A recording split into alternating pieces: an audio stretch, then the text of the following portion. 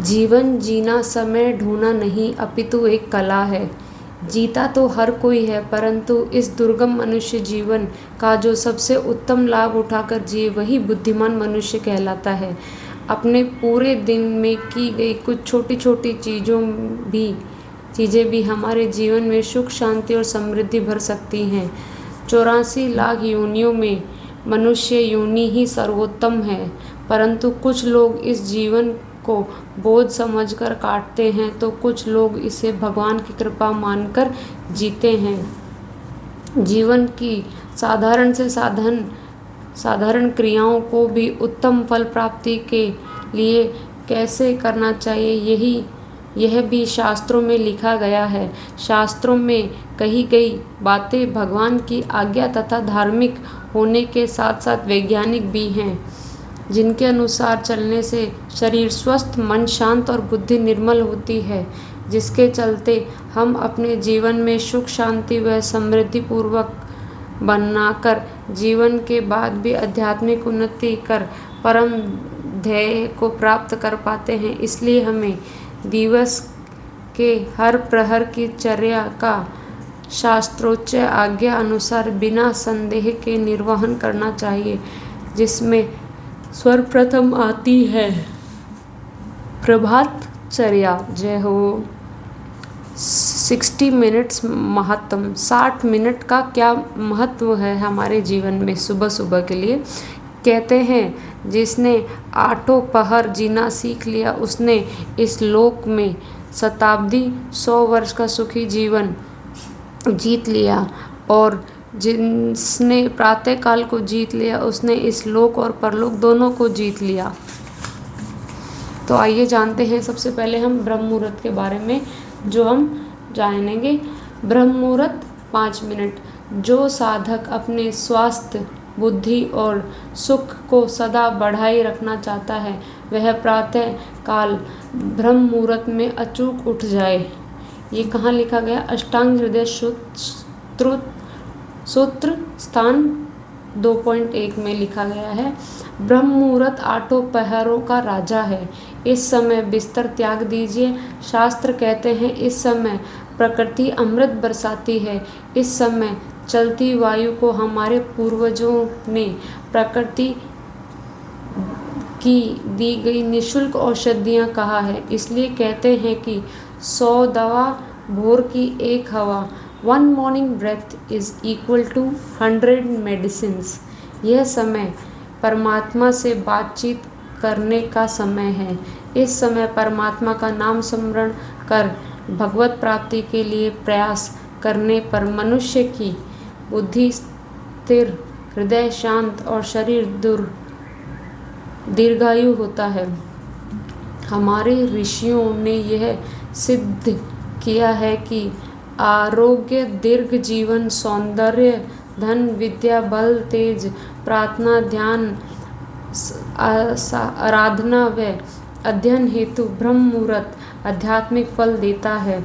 इसलिए हमारे पूर्वज कहते थे कि हर रात के पिछले प्रहर में एक एक करके मनुष्य की संपत्ति लूटती रहती है। इसलिए जो सोवत है वो सो खोवत है, जो जागत है सो पावत है। One who स्लीप्स loses, one who awakes achieves. ठीक है, तो देखते हैं अब इसमें क्या बताया गया है। पहले प्रहर को हर कोई जागे। पहले प्रहर को हर कोई जागे, दूसरे प्रहर में भोगी, तीसरे प्रहर में तस्कर जागे, चौथे प्रहर में योगी। अर्थात रात्रि के पहले प्रहर में शाम के 6 से 9 तक हर कोई जागता है। दूसरे प्रहर में 9 से 12 तक भोगी, टीवी, मदिरा, पार्टी आदि अन्य भोगों में लिप्त लोग। तीसरा प्रहर में 12 से 3 बजे तक का प्रहर तस्कर और चोर जगते हैं। चौथे प्रहर में 3 से 6 तक के समय सुबह के योगी जगते हैं। यदि आपको यह जानना है कि आप सच में अध्यात्म में आगे बढ़ रहे हो या अपना मन मात्र बातों और ढोंग बातें और ढोंग कर रहा है तो देखिए कि क्या आप ब्रह्म मुहूर्त में उठ पाते हैं या नहीं। यदि स्वास्थ्य ठीक होने पर भी नहीं उठ पा रहे तो समझ लो कि आप अपनी अध्यात्म से काफ़ी दूर हैं, क्योंकि अध्यात्म का सबसे प्रथम सूचक होता है सात्विकता, और सात्विकता का प्रथम सूचक होता है उत्तम शयन। प्रातःकाल का समय सत्व प्रधान, दिन का समय रजस्व प्रधान और रात्रि का समय तमस प्रधान होता है। इसलिए अधिकतर आध्यात्मिक काम प्रातःकाल से होते हैं। जीवन चयन और सामाजिक व्यवहारिक काम दिन में होते हैं और भोग विलास व मत्सर के काम रात्रि को होते हैं। आपकी प्रकृति उस समय में अधिक होगी जिस गुण में आपका मन, शरीर और चेतना प्रवृत्त है। मतलब आप उन कामों के प्रति, उन चीज़ों के प्रति ज़्यादा लगाव महसूस करेंगे जिस प्रहर में जो चीज़ अधिक की जाती है। जैसे इसमें बताया गया है कि भोगी, अगर आप भोगी हैं तो आप इस प्रहर के टाइम पे जगेंगे, और आप चोर हैं, तस्कर हैं, तो मतलब कुछ भी ऐसा काम जो एक तरीके से अवैध है वो इस समय के बीच होगा। और अगर आप योगी हैं तो आप इस समय के अंतराल में अपने आप को जागा हुआ पाएंगे। तो इसलिए बोला गया है आपकी प्रवृत्ति उस समय में अधिक होगी जिस गुण में आपका मन, शरीर और चेतना प्रवृत्त हैं। प्रवृत्त मतलब एक्टिव हैं उस टाइम जोन पे। इसलिए रात्रि के समय में भोगी, निशाचर प्राणी, भूत, पिशाच, राक्षस अधिक प्रवृत्त रहते हैं, क्योंकि उनकी शक्ति और चेतना इस समय में सबसे अधिक काम करती है। जबकि एक सांसारी माया में प्रवृत्त राजसिक व्यक्ति की प्रवृत्ति प्राकृतिक रूप से दिन में सबसे अधिक रहती है, और योगी की प्रवृत्ति प्रातः काल में सबसे अधिक रहती है और रात्रि के समय सबसे कम, क्योंकि रात्रि तमस प्रधान होने से उनका सात्विक मन व शरीर इस समय स्वयं की निष्क्रिय होने पसंद कर आराम कर लेता है, जिससे पुनः प्राप्त से सक्रिय हो जाता है। जिस अकॉर्डिंग ये इमेज दिखाई गई है, ये दिखाई गई है, ये दिखाई गई है। ये 3 प्रहर का बताया गया है टाइम जोन, प्रातः, योगी और ये भोगी। तो आइए अब इसमें ये क्या लिख रखे हैं, परंतु यदि मैं नास्तिक हूँ तो क्या मुझे भी ब्रह्म मुहूर्त में उठना चाहिए? एक नास्तिक के लिए भी ब्रह्म मुहूर्त के लाभ हैं क्या? यदि आप नास्तिक भी हैं, जिसे अध्यात्म में कुछ लेने देना नहीं है, या फिर अपना अर्थार्थी है, जिन्हें भौतिक सफलता में ही अधिक रुचि है, तो भी आपको ब्रह्म मुहूर्त में उठना चाहिए। क्यों उठना चाहिए? क्योंकि ब्रह्म मुहूर्त में शारीरिक और मानसिक लाभ मात्र आस्तिक लोगों के लिए सीमित नहीं है, यह हर मनुष्य मात्र को मिलते ही हैं, फिर वह आस्तिक हो या नास्तिक।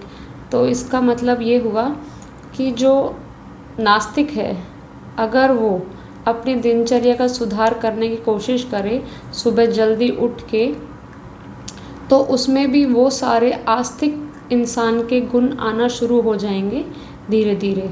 ऊपर से वह भी है एक प्रातःकाल के समय की मानसिक गति सबसे धीमी होती है, दोपहर में उससे दुगनी और शाम को चौगुनी होती है, जिसकी वजह से बौद्धिक, इंटेलेक्चुअल और सृजनात्मक क्रिएटिव काम करने के लिए प्रातःकाल का 1 घंटा 3 घंटे के बराबर हो जाता है, और सामने सोने के लिए वही प्रातःकाल के 3 घंटे 1 घंटे के बराबर हो जाता है।